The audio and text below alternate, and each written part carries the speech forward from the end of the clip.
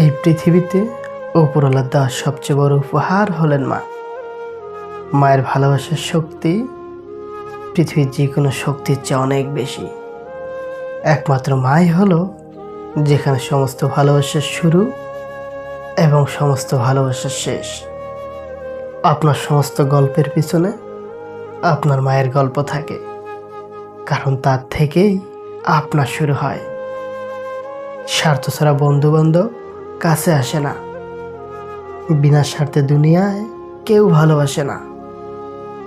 স্বার্থ ছাড়া ভালোবাসে শুধুই তোমার মা। মা কখনোই হয় না পর, যতই আসুক ঝড় তুফান। অন্যের ভালোবাসা হতে পারে ছলনা, কিন্তু মায়ের ভালোবাসা পৃথিবীর কোনো কিছুর সাথে হয় না তুলনা। দুনিয়ার সব কিছুই বদলাতে পারে, কিন্তু মায়ের ভালোবাসা কখনো বদলাবে না। পৃথিবীর সবচেয়ে শান্তির জায়গা হলো মায়ের কোল।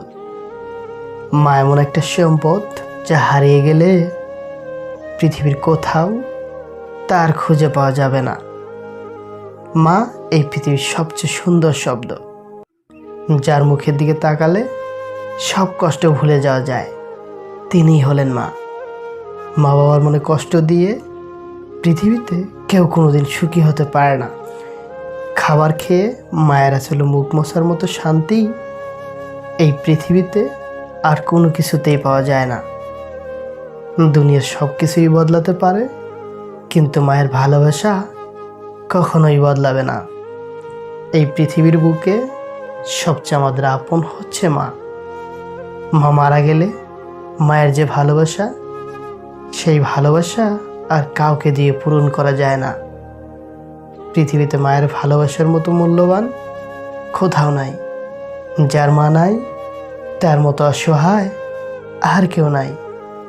একজন সন্তান মাকে যতই কষ্ট দিক না কেন, সেই মা কখনো সন্তানের কষ্ট নিজের মনে ধারণ করে না, বরং সেই কষ্টকে ভালোবাসা দিয়ে পূরণ করে দেয়।